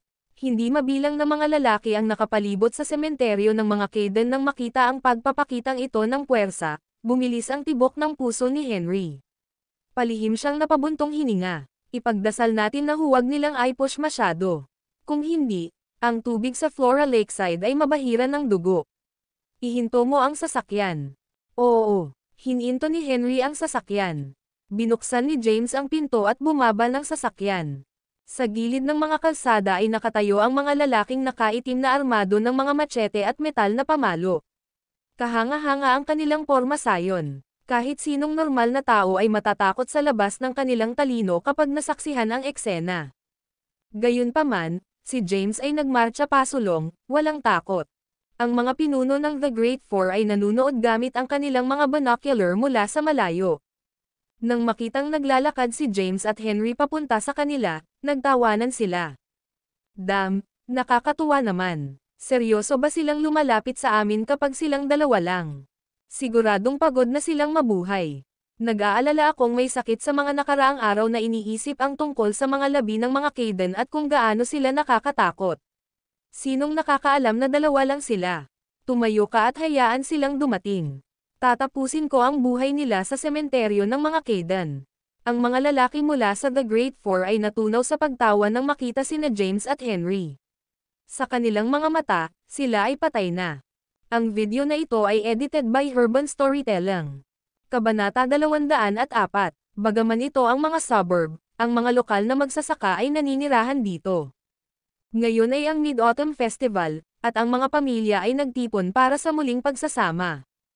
Sa umaga, ang mga armadong lalaki sa 10,000 ay dumagsa sa lugar.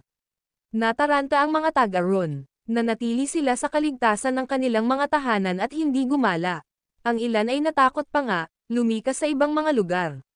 Sa magkabilang gilid ng kalsada ay nakatayo ang mga lalaking nakaitim na armado ng mga sandata na may mabangis na tingin sa kanilang mga mukha. Lumapit sa kanila sina James at Henry. Ang mga lalaki ay nakatanggap ng mga utos na huwag silang saktan sa ngayon.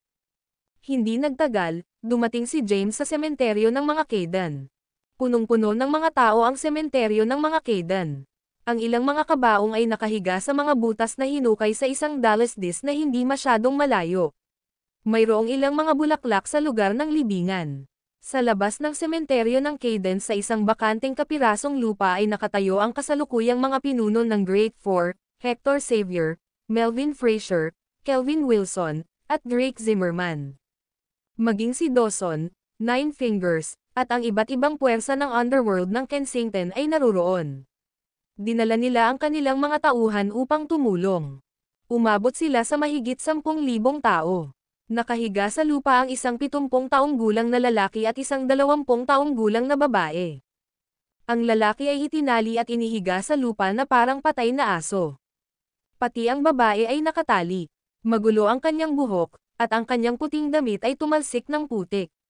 She wore a disconcerted expression. Pumasok sina James at Henry sa ilalim ng kanilang mga tingin. Si Melvin ang unang tumawa. Haha, dumating ka talaga. Itinuro ni Kelvin ang laks-laks ang lalaking nakapaligid sa kanila. Nalabi ng mga Kayden, hindi mo ba nakikita kung gaano ka walang kapangyarihan? O nandito ka lang para patayin ang sarili mo? Lumapit si Drake at sumigaw, Ako ang nagtali sa mga Kaden at sinunog ang villa ng mga Kaden 10 taon na ang nakakaraan.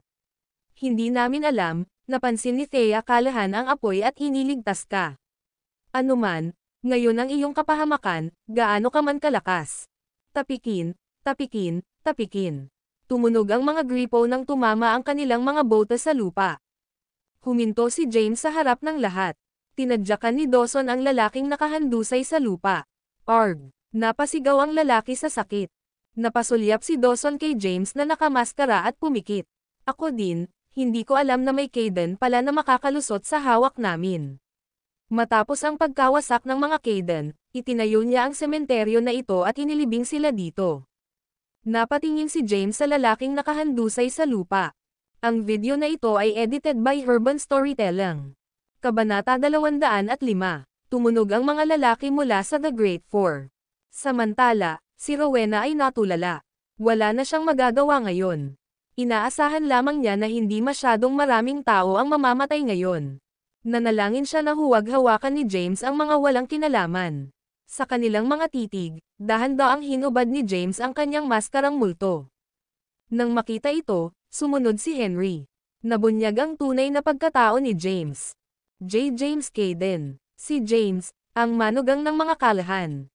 No wonder, dahil nailigtas ni Thea Callahan ang kanyang buhay, hindi nakakagulat na pinili niyang maging manugang ng mga Callahan. Haha, akala ko magiging big shot siya.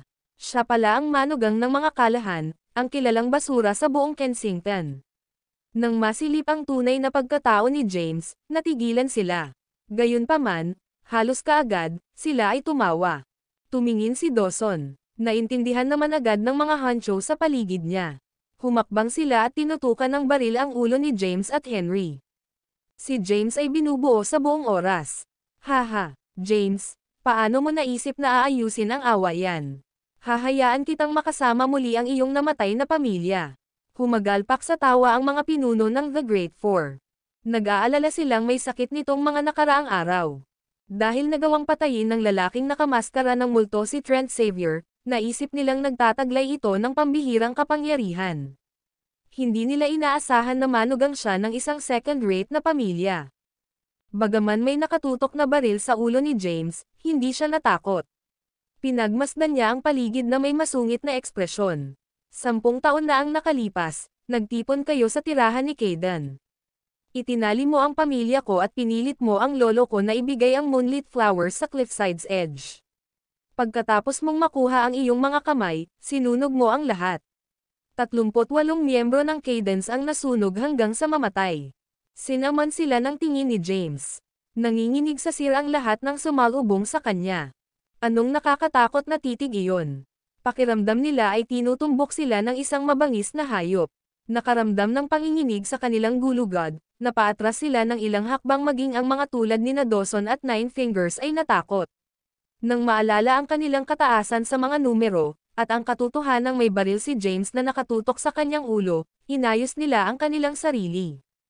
Oo, what of it? Ang mga lalaki ng The Great Four ay binigyan ng masamang tingin si James na malamig na sinabi ni James, ako ay isang makatwirang tao. Lumuhad ka lang sa harap ko, aminin mo ang iyong mga maling nagawa, at tapusin ang sarili mong buhay. Ipinapangako kong hindi ko hahabulin ang sino mang hindi kasali dito. Hahaha, inisip ng mga lalaki ng The Great Four ang kanyang mga salita bilang isang kompletong biro. Maging ang mga nakapaligid na honcho ay hindi napigilan ang kanilang pagtawa. James, tumingin ka sa paligid mo. Hindi mo pa rin ba naiintindihan ang sitwasyon mo? May baril kang nakatutok sa ulo mo. Isang order mula sa akin, at bang. Sisabog namin ang utak mo.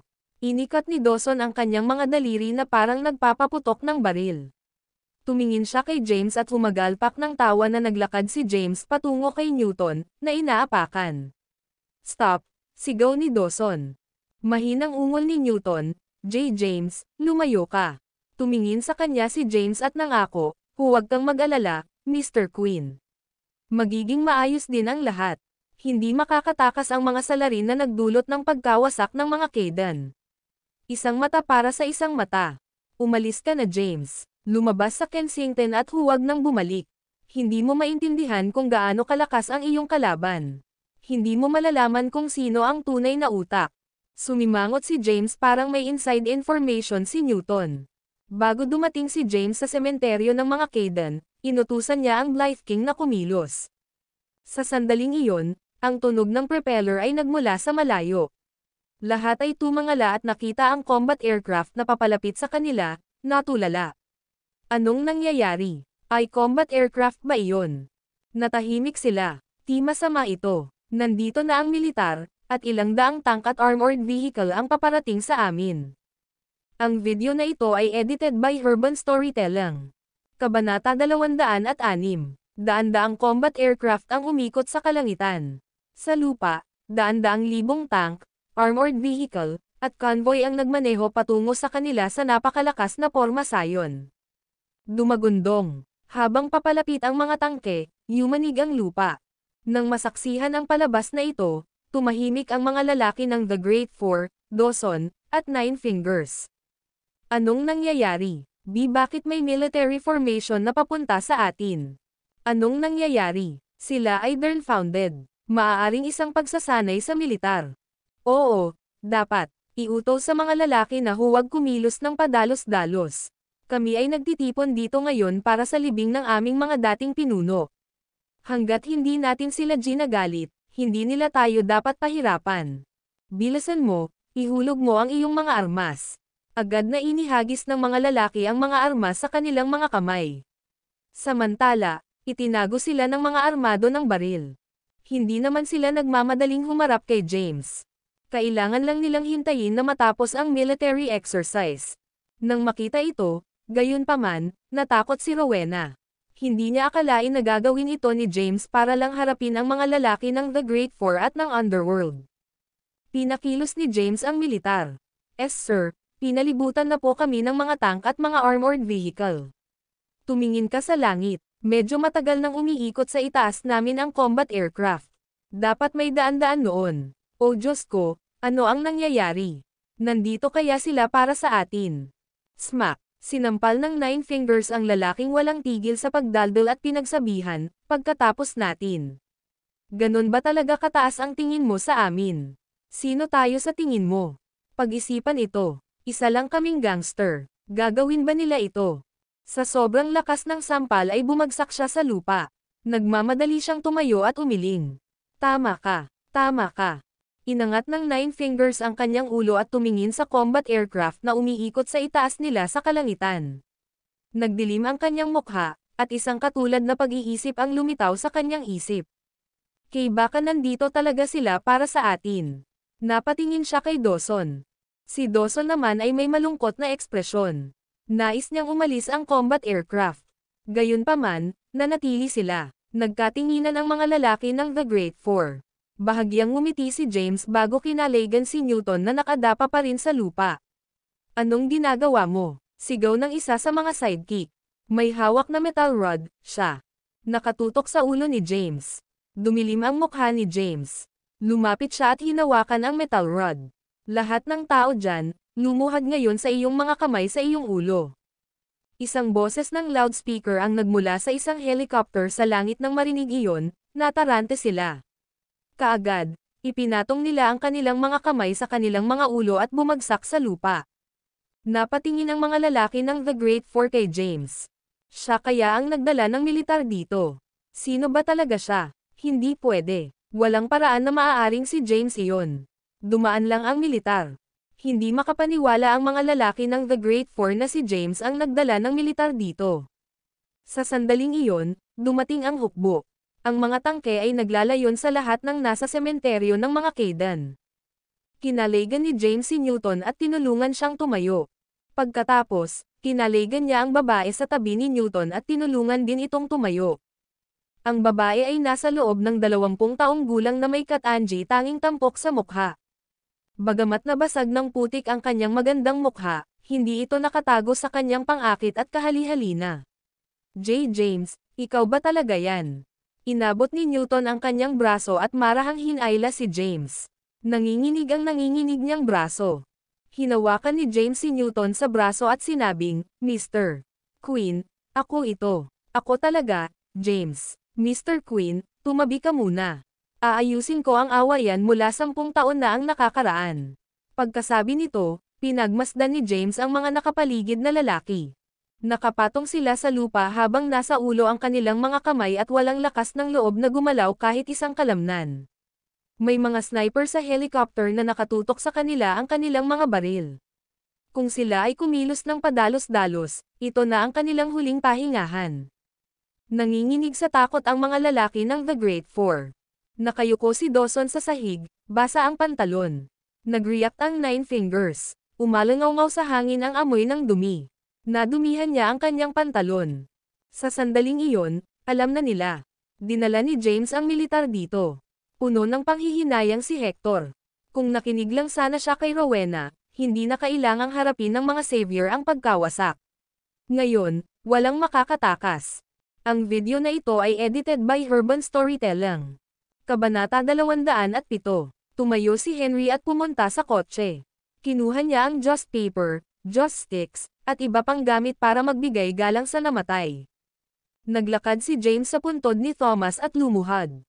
Puno ng luha ang kanyang mga mata. Ito ang nakamamatay na araw na ito 10 taon na ang nakalilipas. Ang mga lalaki ng The Great Four ay lumitaw sa tirahan ng Kayden, itinali sila, at pinahirapan sila ng hindi masabi na mga gawain ng kakilakilabot.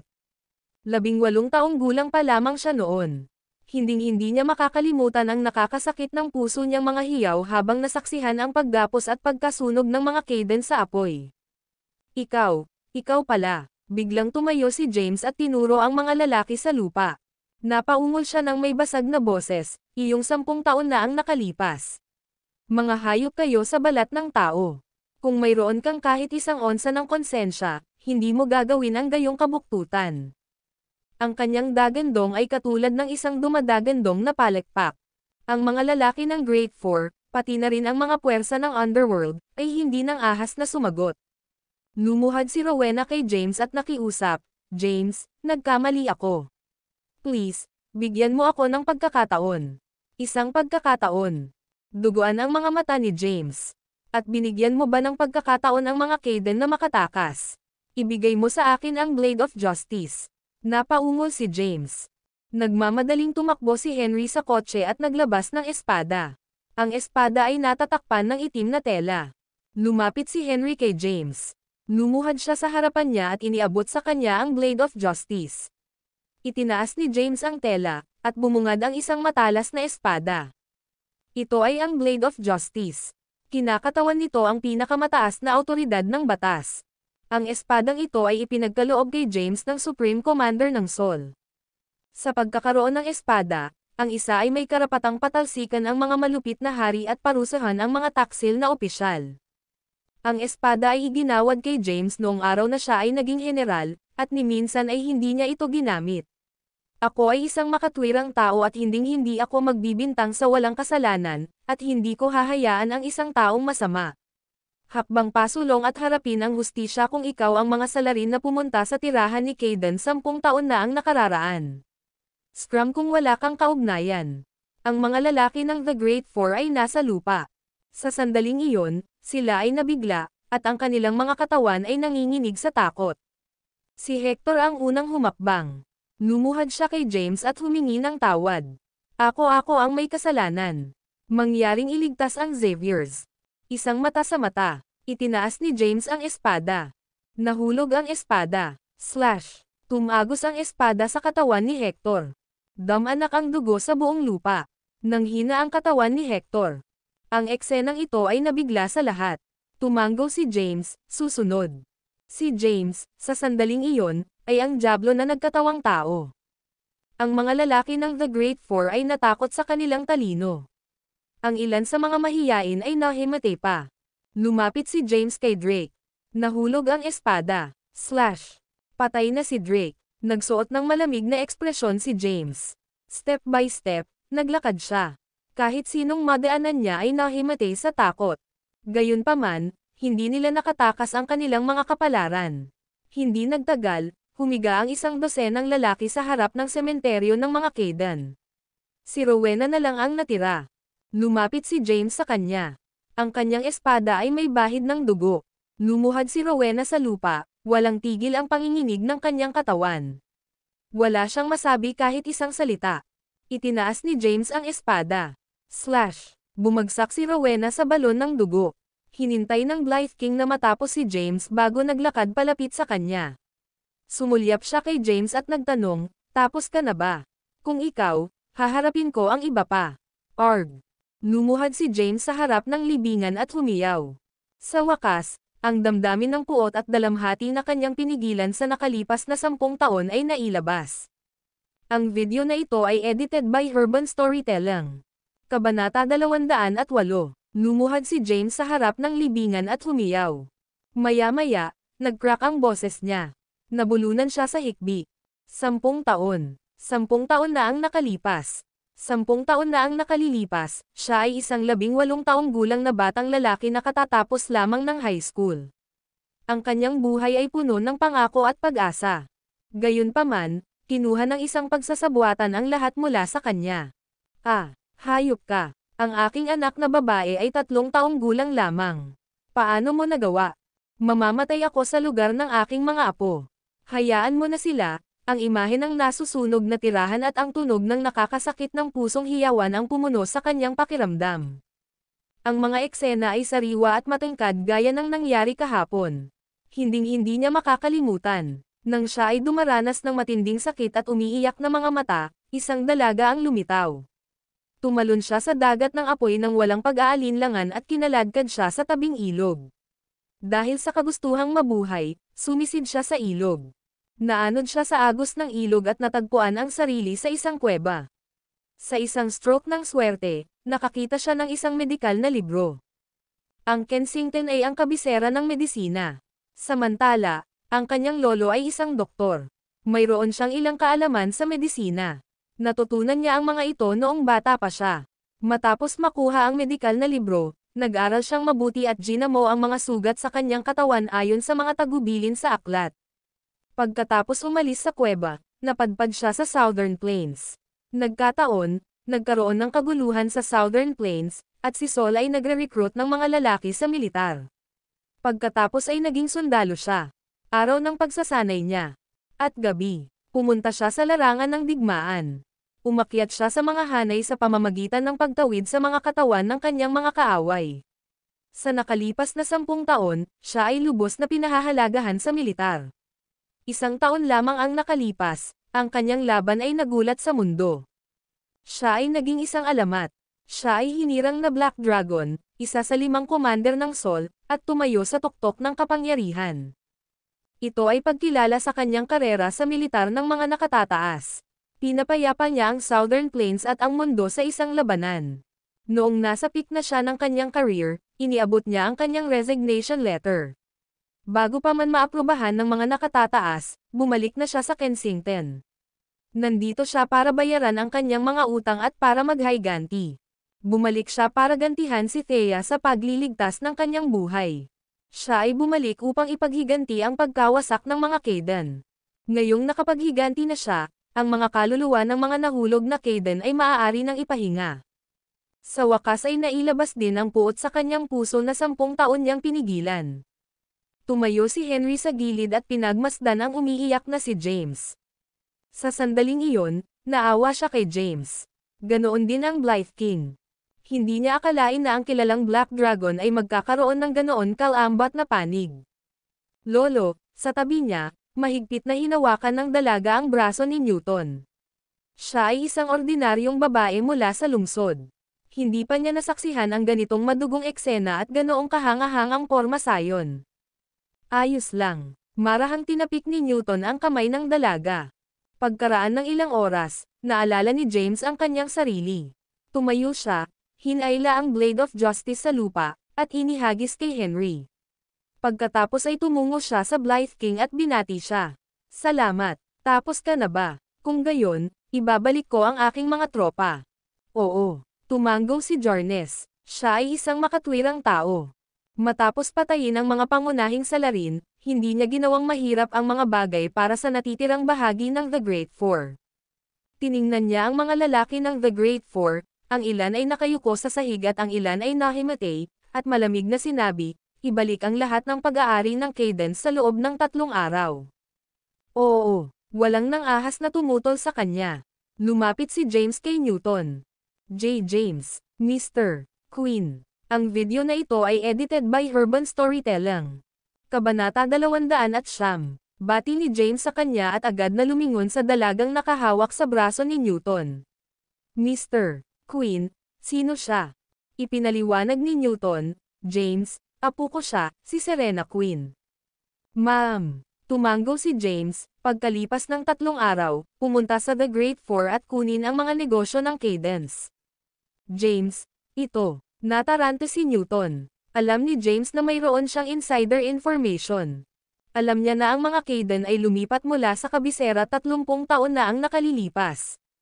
Dahil si Newton ay nasa tabi ng kanyang lolo sa buong panahon, kailangan niyang malaman ang kasaysayan ng mga Cadence at impormasyon tungkol sa mga bulaklak na liwanag ng buwan sa Cliffside's Edge.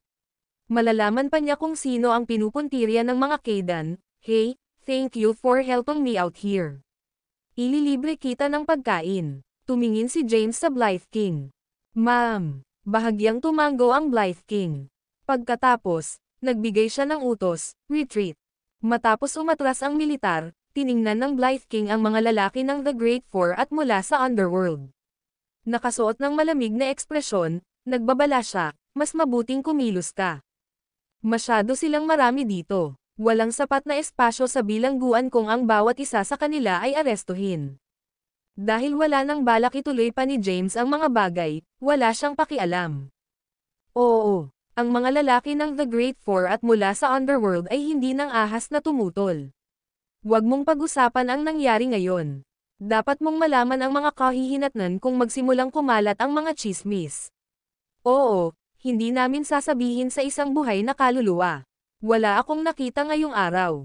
Anong nangyari ngayong araw? Hindi ba't nandito lang tayo para sa libing ng mga pinuno ng Great Four? Hindi nagtagal ang Blythe King. Tumalikod na siya para umalis. Samantala, dinala ni James sina Newton at Serena sa kotse. Matapos umatras ang militar at umalis ang Blythe King, James, at ang iba pa, nakahinga ng maluwag ang natitirang mga miyembro ng Great Four, pati na rin ang mga lalaki mula sa underworld. Bumagsak sila sa lupa, pinunasan ang pawis sa kanilang mga noo. Banal na si *T. Sino si James? Paano niya pinapakita ng personal ang Blythe King? Ang isang malakas na hukbo ng 100,000 sa pag-iisip lamang nito ay nagpapadala ng panginginig sa aking gulugad. Mawawalan tayo ng buhay kung hahalukay natin ito. Halos hindi kami nakalabas ng buhay. Nagkatinginan sila, ninanamnam na buhay pa sila. Agad naman silang umalis sa lugar na iyon. Samantala, sinimulang ilibing ng mga miyembro ng The Great Four ang namatay. Wala na ang sama ng loob. Gayunpaman, ang balita ng pagpapakilos ng 100,000 hukbo ay nagpadala ng mga shockwaves sa buong Kensington. Masyadong kitang-kita, ang lakas ng militar ng 100 sasakyang panghimpapawid, mga tangke, nakabaluti na sasakyan, at mga convoy ay sadyang kahanga-hanga. Nagtipon ang mga tao ng Kensington upang talakayin ang bagay na ito. Pagkabalik ng Blythe King, naglabas agad siya ng dokumento. Inihayag niya na ito ay isang pagsasanay sa militar. Ang labas ng mundo ay kumbinsido, habang ang mga nakakaalam ay hindi nang ahas na ibunyag ang isang piraso ng impormasyon. Pagkatapos maligo sa Goodville Villa District sa House of Royals, nagpalit si James ng malinis na damit. Sa isang marangyang sofa ng malapalasyong foyer ng House of Royals, mahigpit na hinawakan ni Serena ang braso ni Newton. Medyo kinakabahan siya. Kasabay nito, gayunpaman, patuloy siyang sumusulyap kay James. May hawak na sigarilyo si James. Mr. Queen, dahil sinusundan mo ang lolo ko, dapat alam mo ang mga Cadence inside out. Sa pagkakaalam ko, ang mga Cadence ay lumipat mula sa kabisera 30 taon na ang nakalilipas. Gayunpaman, wala akong nahanap, gaano man ako kahirap tumingin dito. Anong nangyayari? Nag-aatubiling ekspresyon si Newton. Napatingin siya kay James na nakaupo sa harapan niya. Paulit-ulit sa utak niya ang eksena kanina. Kahit na hindi siya nakapunta sa Kensington sa loob ng maraming taon, alam niya kung sino ang Blythe King. At ngayon, Ang lalaking nasa harap niya ay si James Cayden, na nakatakas sa apoy mula sa tirahan ni Cayden 10 taon na ang nakararaan. James, sino ka ba talaga? Hindi maiwasang magtanong ni Newton. Nakuha niya ang Blythe King na magpakilos ng 100,000 hukbo.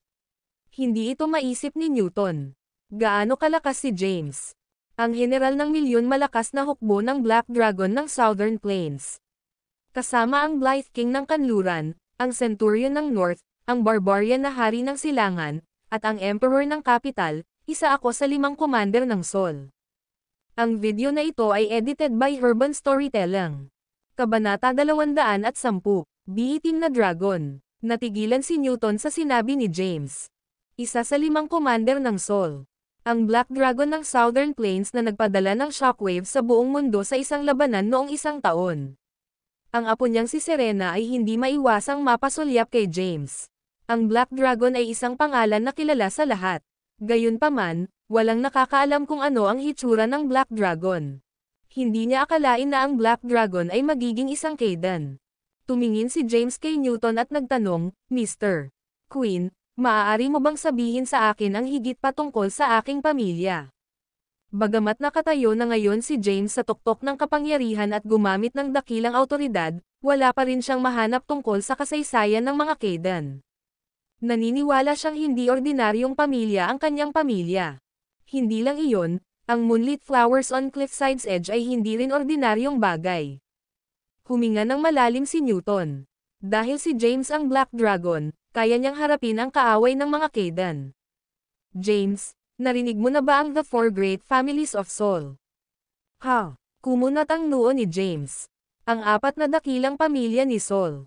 Wala siyang alam tungkol dito. Alam niyang may mga makapangyarihang pamilya sa kabisera at sila ay mayaman ng higit sa lahat. Gayunpaman, hindi pa niya narinig ang tungkol sa 4 na dakilang pamilya ni Sol. Nagpatuloy si Newton, ang mga Cayden, ang Sullivans, ang mga Johnston, at ang mga Lee ay ang Great Four Families ni Sol. Sila ay umiral ng halos 2,000 taon. At sa 2,000 taon ng pagpapalawak, ang presensya ng 4 na mahusay na pamilya ay mararamdaman sa buong mundo. Mr. Queen, sinasabi mo bang isa rin sa kanila ang mga Cayden? Oo, tumanggaw si Newton. Bagaman ang 4 na dakilang pamilya ay may malaking yaman ng mundo sa kanilang pag-aari, kakaunti ang nakakaalam ng kanilang pag-iral. 30 taon na ang nakalilipas, sumiklab ang infighting sa loob ng Caydens. Ang iyong lolo, si Thomas, ay umalis sa Caydens at lumipat sa Kensington kasama ang kanyang pamilya. Hindi napigilan ni James na magtanong, kung gayon, ano ang kinalaman ng mga bulaklak na liwanag ng buwan sa gilid ng cliffside sa pagkawasak ng mga Cayden? Sumagot si Newton, ito ay hindi ko alam. Isa lang akong mayordoma at lingkod lang. Ang alam ko lang ay ang moonlit flowers on Cliffside's Edge ay dinala dito ng lolo mo mula sa Caydens at may isang makapangyarihang interesado rito.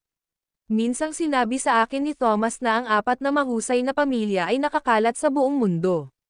Ang kasalukuyang emperador, na isa sa 5 commander, ay nasa isa rin sa 4 na mahusay na pamilya. Kung saang pamilya siya galing, hindi ko alam. Pagkarinig nito, mukha ni James nagdidilim. Mr. Queen, ibig mo bang sabihin na ang pangunahing salarin sa likod ng pagkawasak ng mga Cayden ay ang emperador? Umiling si Newton. James, hindi ko alam. Ito lang ang masasabi ko sayo. Ang emperador ay mula rin sa isa sa 4 na dakilang pamilya. Kung saang pamilya, hindi ko alam. Ang pagsira sa mga Cayden ay maaaring isang panloob na trabaho, o maaaring isa itong plano ng iba pang 3 sa 4 na mahusay na pamilya. Ang 4 na dakilang Farnaleys ay natatakpan ng lihim.